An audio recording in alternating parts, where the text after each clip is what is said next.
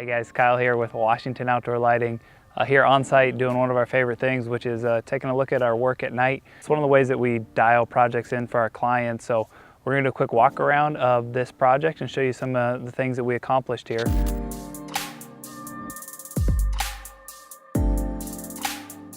Starting just kind of on this front side here. One of the things that was super important for the client was to have that nice curb appeal and have a nice presentation to the property itself. A couple of elements here that were important is we have the landscape elements and then also this wall, which ties in with the rest of the property. It's a nice common theme. So when we're setting up our designs like this, we always want to have those things that tie it in together so it's a complete design. And the big thing here too, is we went with a 2700 Kelvin temperature for the lights, so it's a lot more subtle look. And a lot of times that allows you to use more light for your design, but keep the overall impression and impact of the project on a more subtle feel. One of the things that we didn't want to have is we didn't want to have a lot of path lights. Visually during the day they stick up and they kind of distract from the landscape here, and then they also become targets for cars, kids, animals. So to make sure we have light on the driveway itself, what you're going to see is we utilize some downlights in the trees.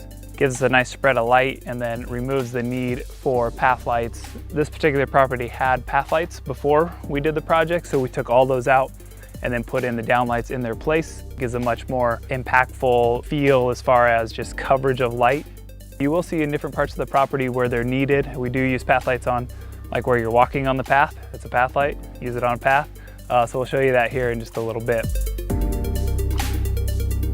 Another thing here that was important for us on this project was not trying to force things. So on this entryway, it had the lights here. So these are actually line voltage lights that we left in place.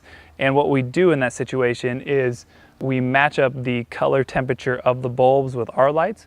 So that way you have a cohesive design. Your low voltage lights that we installed works with the line voltage lights. So we're always looking at those little details that really tie everything together.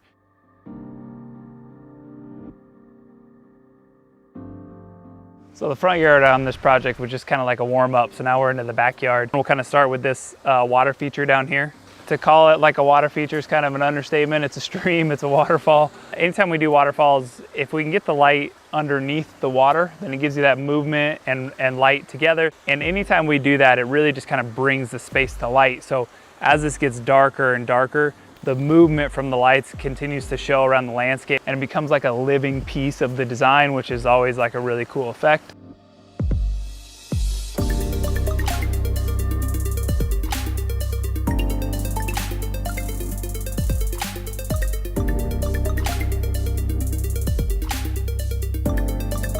When you're kind of looking through this space, it's there's a lot of different vantage points, there's a lot of different paths, and we're always incorporating what does it look like from the back patio, what does it look like from the hot tub, from the main patio.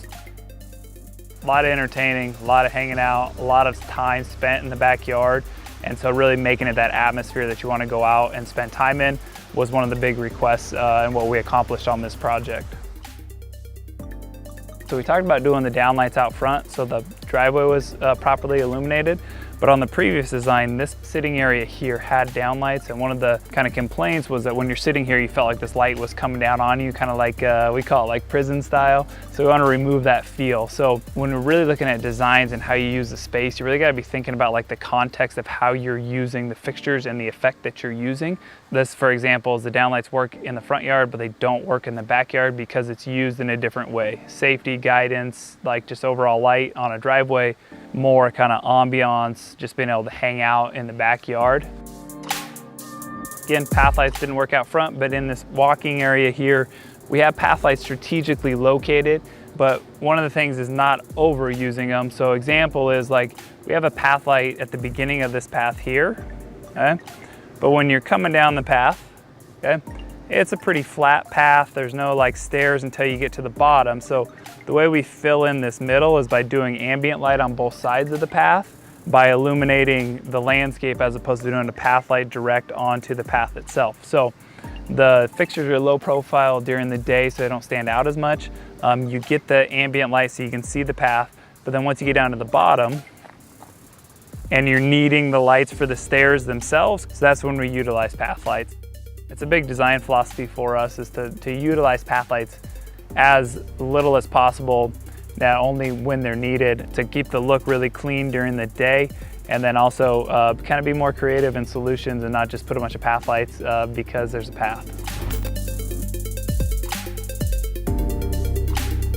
But the cool thing is, like, if we turn around and look, that's really what we always try to create with like that true design. If you can walk it from, you know, the left side of the house to the right side of the house, and you get that like warm, welcoming feel no matter where you're sitting inside, and even from where you're sitting outside, that's always what we're trying to accomplish, and that's what creates a complete design. Hope you enjoy all the photos, all the videos from this. We really enjoyed creating this project for our client.